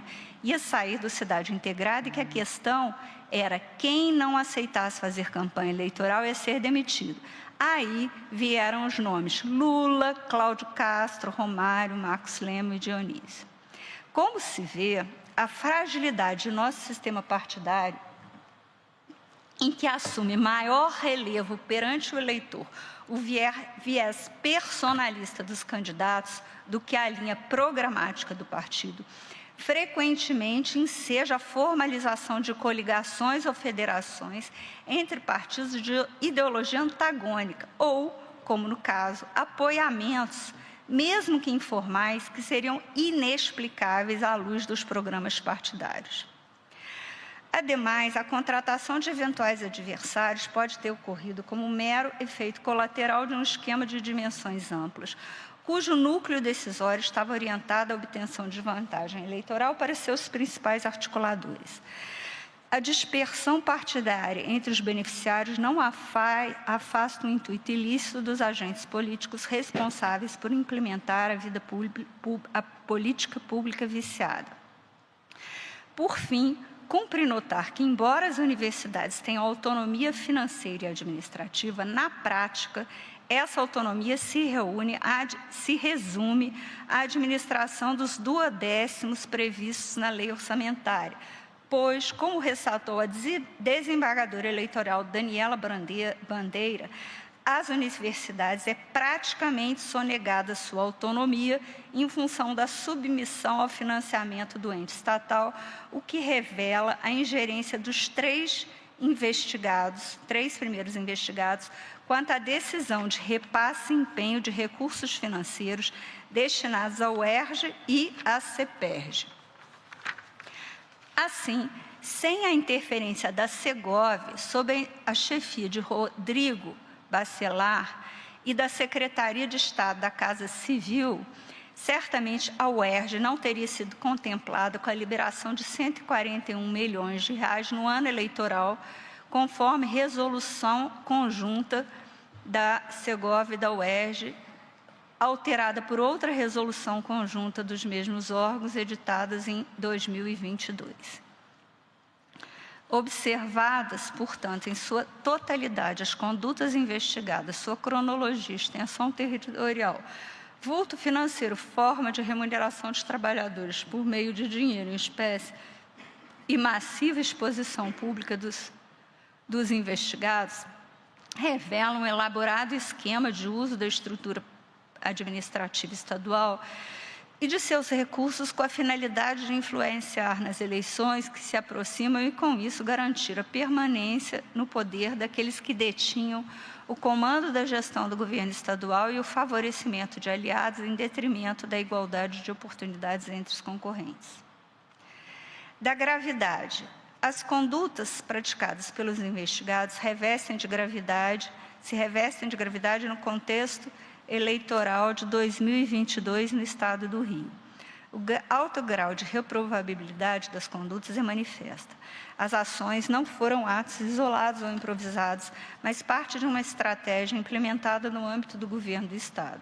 Envolveu a edição de atos normativos pelo governador, a Lei Estadual de abril de 21 e o decreto de março de 22, para transformar a Fundação CEPERJ e a UERJ em ferramentas que viabilizaram a distribuição massiva e obscura de recursos públicos com vistas a alcançar dividendos eleitorais. O procedimento adotado para remunerar os trabalhadores e a sistemática de saque dos salários diretamente no guichê bancário denota um esforço deliberado para burlar a transparência e os mecanismos de controle, o que dificultou a fiscalização e o rastreamento dos verdadeiros beneficiários. Os investigados utilizaram as posições de comando na estrutura de poder estadual, governador, secretário de governo e presidente da CEPERJ para, valendo de suas prerrogativas e do aparato estadual, construir um projeto de poder. A CEPERJ e a UERJ, instituições com relevantes funções sociais, foram desvirtuadas para servir de fachada a um esquema de cooptação de votos e financiamento irregular de uma rede de apoiadores de suas pretensões eleitorais. A dimensão quantitativa da gravidade também salta aos olhos. Auditorias do Tribunal de Contas do Estado apontam que o Poder Executivo gastou 470 milhões de projetos na CEPERJ em 2022. E para esse mesmo exercício financeiro, autorizou a liberação de 141 milhões apenas para um dos projetos executados pela UERJ, o Observatório Social da Operação Segurança Presente, vinculado à Secretaria de Governo. Ações governamentais com pouca ou nenhuma transparência. Essas cifras, aplicadas de forma irregular para fomentar ações de cunho social em um ano de eleições no âmbito estadual, possuem um poder desestabilizador que não pode ser ignorado. São volumes extremamente altos comparados ao limite dos gastos de campanha para o cargo de governador em 2022, que para o Estado do Rio de Janeiro foi de 17.788.000 no primeiro turno, com acréscimo de 8 milhões para o segundo turno, conforme dados disponíveis no sítio eletrônico dessa Corte. Em outras palavras, a quantia aplicada nos projetos sociais em 2022 foi mais de 22 vezes superior ao teto de gastos para aquela eleição, incluindo o máximo de despesas autorizado para o primeiro e segundo turno, sendo que só houve o primeiro turno. A quantia empregada nos projetos sociais não deve ser cotejada com a totalidade do orçamento anual do Estado, como procedeu o acórdão recorrido, uma vez que o parâmetro legal adequado para análise da isonomia entre os candidatos em uma disputa eleitoral é o limite de gastos de campanha para o cargo em disputa.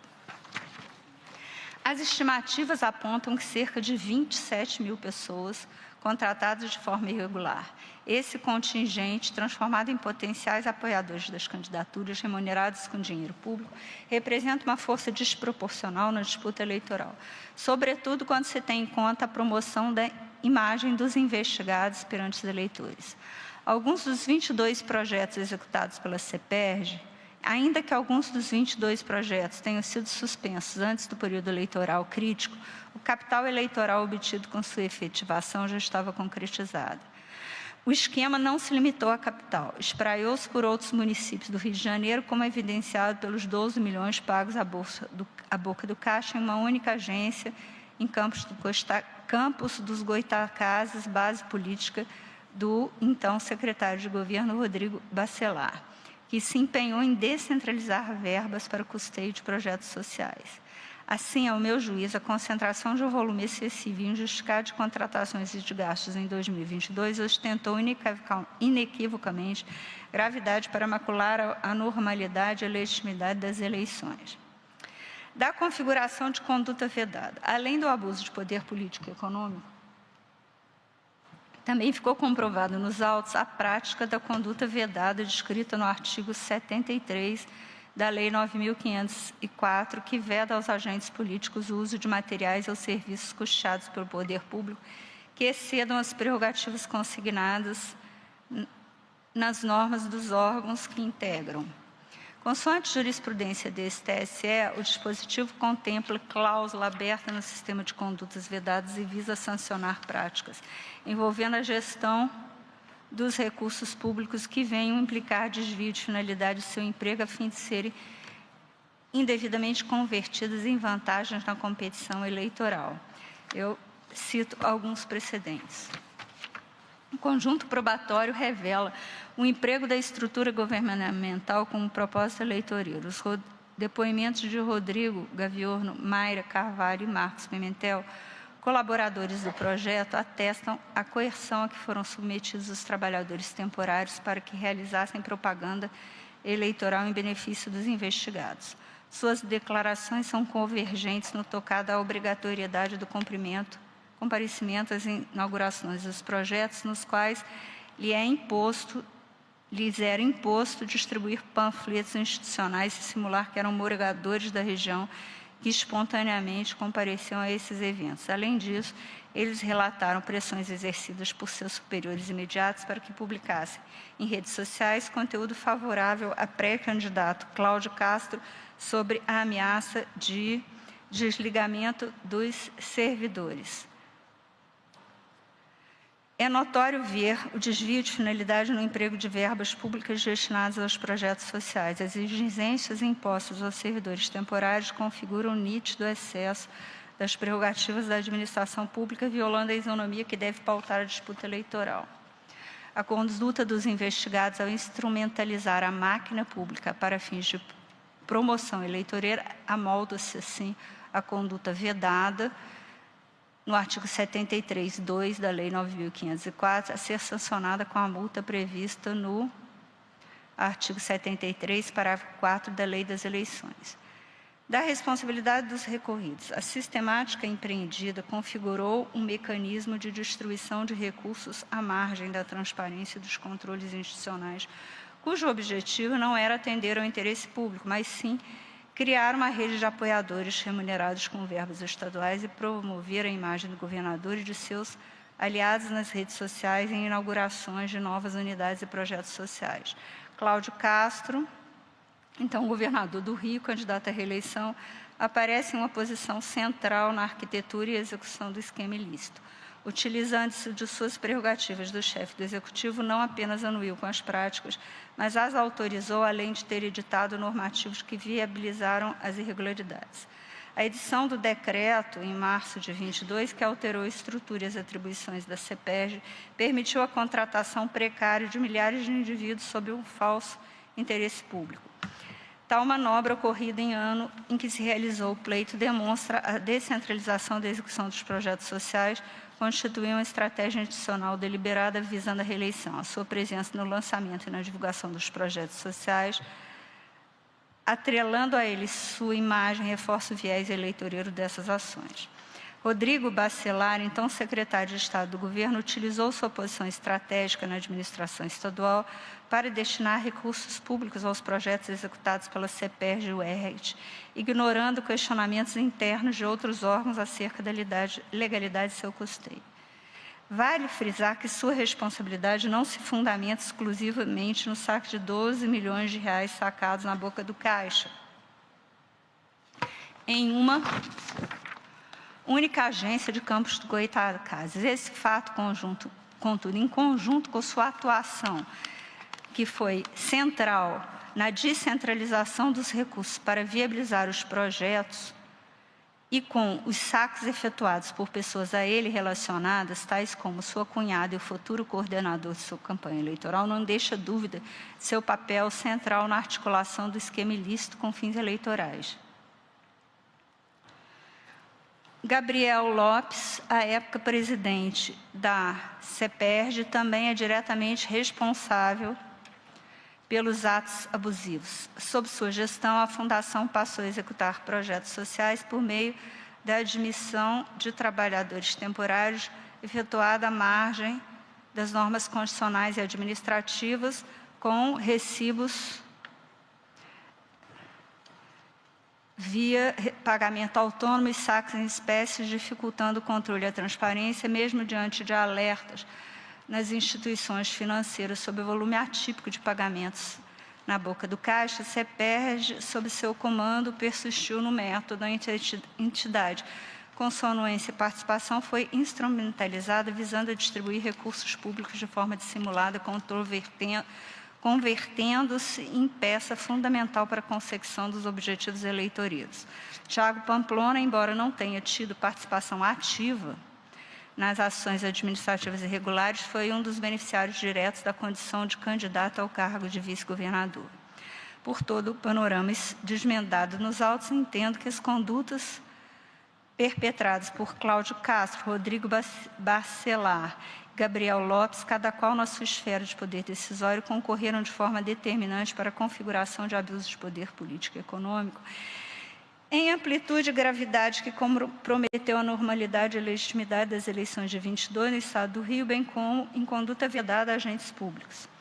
As responsabilidades dos investigados se assentam na consciente instrumentalização da máquina administrativa e no dispêndio irregular de recursos públicos com o fim princípio de obter dividendos eleitorais em afronta aos princípios que regem a administração pública e o processo eleitoral.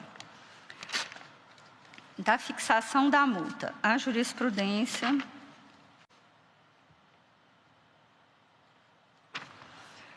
desse tribunal, a multa pela prática de conduta vedada a agentes públicos em campanha eleitoral deve ser arbitrada com fundamento nos princípios da proporcionalidade e da razoabilidade, de acordo com as circunstâncias do caso, considerando a reprovabilidade da conduta e sua repercussão no contexto eleitoral, bem como a capacidade econômica dos demandados e o grau de participação de cada um deles. As condutas perpetradas pelos recorridos se revestem de mais alta gravidade, porquanto, exorbitando as prerrogativas dos cargos que ocupavam, eles implementaram um engenhoso esquema de distribuição irregular de recursos públicos e de uso abusivo de mão de obra custeada pelo poder público a fim de obter vantagem eleitoral. A prática ilícita obteve ampla repercussão no contexto eleitoral, visto que dezenas de milhares de trabalhadores foram contratados em diferentes municípios.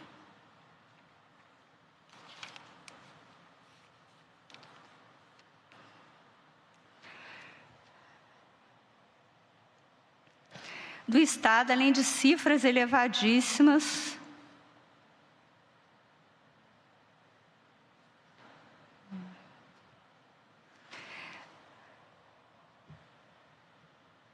desviadas em benefício da chapa do governador Cláudio Castro e do vice Tiago Pamplona, bem como da candidatura à reeleição do deputado Rodrigo Bacelar, entre outros aliados. Cláudio Castro, Rodrigo Bacelar e Gabriel Rodrigues Lopes exerceram papéis determinantes na sistemática irregular de ampliação e financiamento de projetos sociais, razão pela qual a multa deve ser aplicada a esses agentes públicos no patamar máximo previsto no artigo 73, parágrafo 4º da Lei 9.504.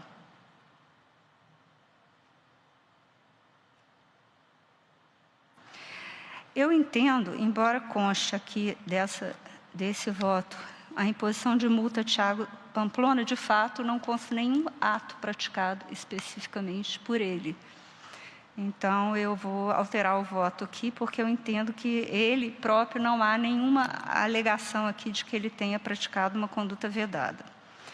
Face do exposto, não conheço do recurso extraordinário interposto por Marcelo Freixo pela coligação A Vida Vai Melhorar e, de outra parte, dou provimento aos recursos extraordinários do Ministério Público para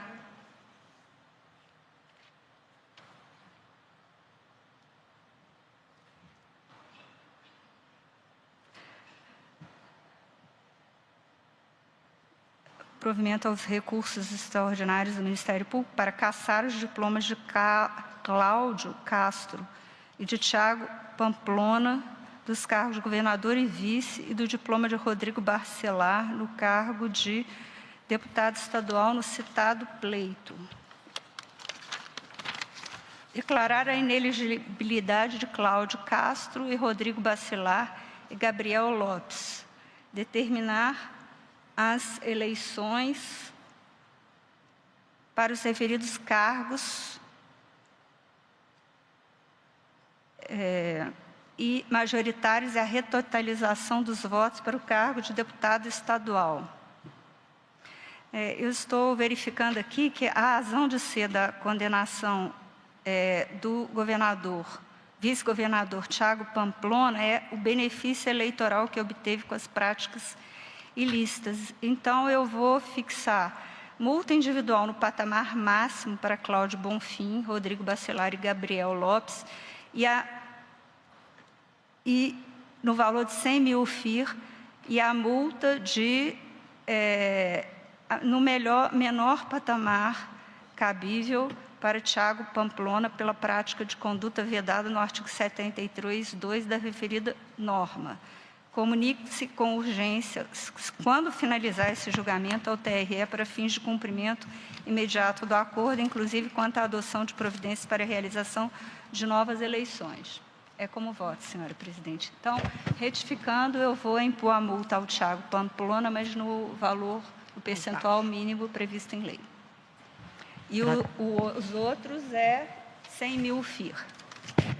Agradeço a Vossa Excelência pelo cuidadoso e muito profundo voto e indago do ministro Antônio Carlos Ferreira, que me comunica que tem a palavra. Muito obrigado, senhor presidente. Eu confirmo, então, aqui o que eu já havia adiantado, meu pedido de vista, para que eu e os demais ministros possamos melhor refletir sobre o processo e sobre o voto da ministra Isabel Galotti, a quem eu cumprimento. Agradeço a Vossa Excelência. Eu indago da senhora ministra Estela e dos senhores ministros se aguardam pedido de vista do ministro Antônio Carlos Ferreira. Então, proclamo o resultado provisório, no estado em que se está o processo, que, após o voto da ministra relatora Isabel Galotti, que não conhecia do recurso ordinário interposto por Marcelo Ribeiro Freixo pela coligação A Vida Vai Melhorar, e deu provimento aos recursos ordinários do Ministério Público para 1. Cassar os diplomas de Cláudio Bonfim de Castro e Silva e de Thiago Pampolha Gonçalves dos cargos de governador e vice-governador do Rio de Janeiro nas eleições de 2022 e do diploma de Rodrigo da Silva Bacelar no cargo de deputado estadual naquele pleito. 2. Declarar a inelegibilidade de Cláudio Bonfim de Castro e Silva, Rodrigo da Silva Bacelar e Gabriel Rodrigues Lopes. 3. Determinar a realização de novas eleições para aqueles cargos majoritários e a retotalização de votos para o cargo de deputado estadual. E 4. Aplicar multa individual no patamar máximo de 100 mil FIR, na forma prevista no parágrafo 4º do artigo 73 da Lei 9.504 de 97, para Cláudio Bonfim de Castro e Silva, Rodrigo da Silva Bacelar e Gabriel Rodrigues Lopes, e multa de 50 mil OFIR para Thiago Pampolha Gonçalves, pela prática de conduta vedada na forma do inciso 2 do artigo 73 daquela norma, e comunicar com urgência ao Tribunal Regional Eleitoral do Rio, para cumprimento imediato do acordo, inclusive quanto à atenção de previdências para a realização de novas eleições na forma do artigo 224 do Código Eleitoral, pediu visto o ministro Antônio Carlos Ferreira, aguardo os demais. Ministra Carmen, Pois não. Eu peço licença para dizer que o dispositivo do voto em relação ao Thiago Pamplona está em 50 mil firmas.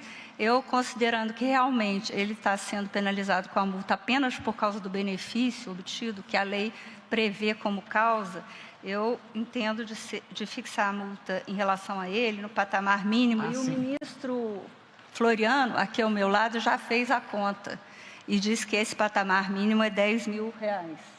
Então, sim, eu adequo.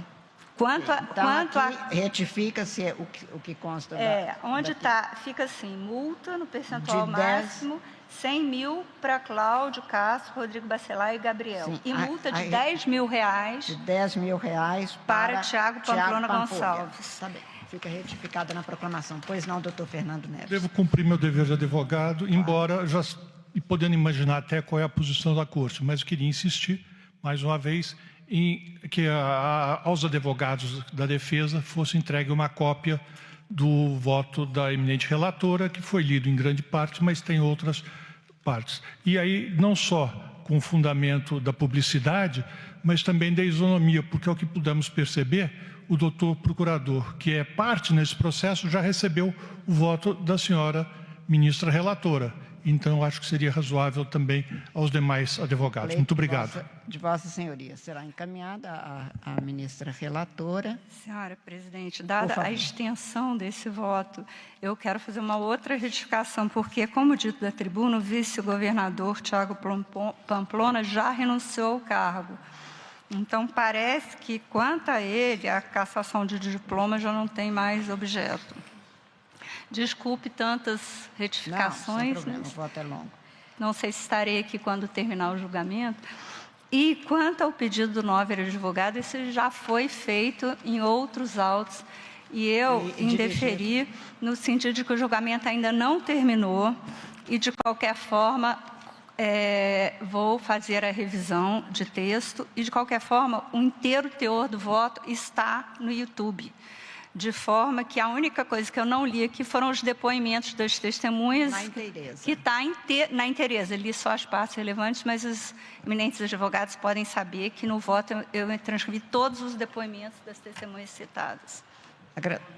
Pedindo apenas a mesma gentileza que teve com o procurador, que recebeu cópia impressa, que é mais fácil de conferir, do que pegar na gravação com todos os eventuais cacos da degravação. Só queríamos o mesmo tratamento. Muito obrigado. Fica registrado, doutor Fernando. Eu indago, então, dos senhores ministros e ministras, porque havia 2 embargos de declaração, cujo adiamento estou a indicar, sou eu a relatora. Eu indago dos senhores ministros se há alguma questão urgente, algum processo a ser examinado ainda nesta sessão. Não havendo, portanto, agradecendo às senhoras ministras, senhores ministros, senhoras advogadas, senhores advogados, senhoras e senhores servidores, todos da imprensa, todos que nos acompanharam, especialmente agradecendo à ministra Isabel Galotti, cumprimentando pelo voto profundo que foi aqui lido integralmente. Eu desejo a todos uma excelente noite e declaro encerrada a presente sessão.